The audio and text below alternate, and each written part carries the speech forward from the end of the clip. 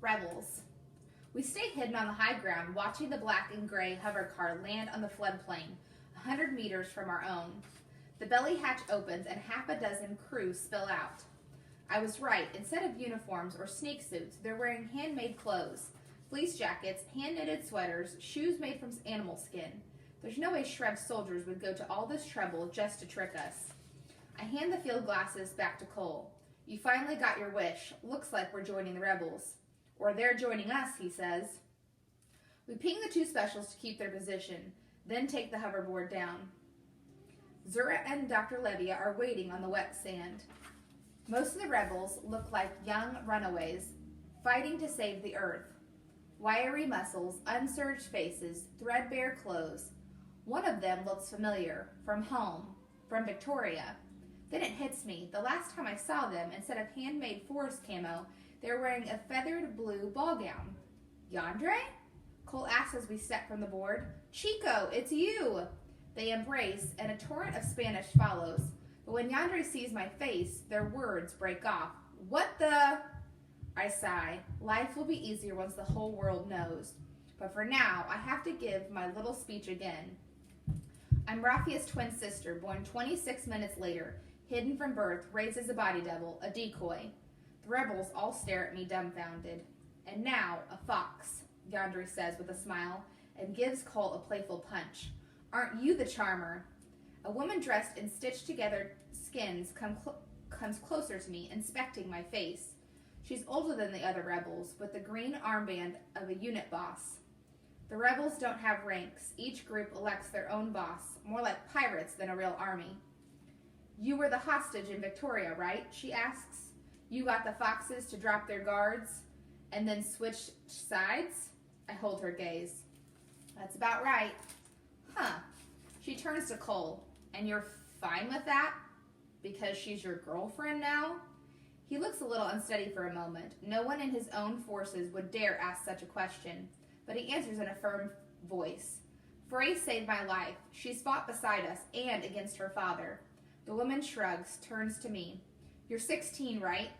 Not a bad age to work out family issues. She turns back to Cole. Well, you foxes might be stuck up, but I've never known you to be stupid. Guess I'll take your word. She's on our side. She waves a hand and the other two hover cars head in. I'm Boss Charles and we're Carson's raiders. You foxes got any food? We eat lunch with the raiders on the beach in the cool of the ocean breeze and the shade of the unfurled solar panels. There's not much hunting on the island, but Cole manages to take down a few birds with his bow while the rebels watch and heckle. We roast those on an open fire and empty all our survival rations to feed our new allies. Dr. Levia and Zura are busy gathering information from the raiders. The rebels have stepped up, operations against my father coming from as far away as Patagon to fight him. Cole sits beside his old friend Yonder, as happy as I've seen him since the war started. I should have known it was you, Chico. Yonder's gesture takes in the mountains, the beach, and the sky.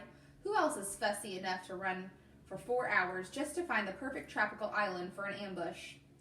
In our laughter, all the day's anxieties, being so close to my father's house, fighting the Shreb army, almost firing on a white flag, unravel in my chest.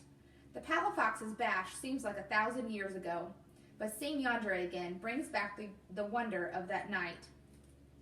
Since when are you a rebel? Cole asks. A confession, Yonder says. Remember all those stories about my brother, his greeny friends, the playful acts of sabotage? Cole blinks. Wait, that was really you? I've been a rebel since I was Tio's age. Yonder turns to me. And just for the record, Frey, I only shoot at people who invade my city. I voted against attacking your convoy. Thanks, I say, then shake my head. It doesn't matter. I was a different person, traveling under a different name. Well put. But why were you chasing us in Shreb hover cars? Cole asks. And why the radio silence? We almost shot you. Yonder chews slowly, basking in our attention for a moment before sharing the tale. 3 days ago, we were on patrol in the mountains. We are a light unit, hoverboards and sniper rifles, so we don't usually mess with armored cars. But we stumble on these 3 heavy Shreb cars recharging, and it was too good to pass up. Boss Charles leans into the conversation. We got the jump on the cruise, but the commander managed to run some kind of anti-capture program. The autopilots, radios, code books, all of it was smoking when we got inside the cars. Took us a day to get them flying again. Okay, I say. So you didn't have radios, but why were you coming after us? Yonder looks up at the Shreb cars looming over us. We rebels don't fight in tin cans. We can't keep these flying for long. We don't have the parts, but you foxes have a fleet of your own. Now that you're fighting for the planet, we figured you should have them. It was Yonder's idea, Boss Charles says. I voted against it, but got out-talked. Yonder spreads their hands. My insubordination is matched only by my charm. At least we got lunch, the boss grumbles. I look up at the three machines. They're heavy attack craft, with about as much firepower as the rest of Cole's fleet put together, as they're also hard to maintain. And thanks to that quick-thinking Shreb officer, they're missing most of their software. Not sure we can use them either, I say. Maybe chop them up for parts, Cole suggests. I shake my head. Anything my father builds is incompatible with the rest of the world, so you have to buy your parts from him.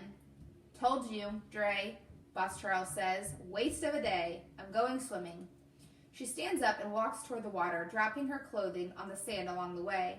Half the other rebels spring to their feet and follow her. Soon the beach is covered with handmade clothes, the water full of splashing naked bodies. Yonder sighs. At least I got to see you, Chico. It's good to see you, too, Cole says. But I'm sure there's something we can do with these ships. Deploy the weapons on the ground or trade them for something we can use. Or take a page from my father's book, I say. Attack Shreb with them. Force them to fire on their own ships.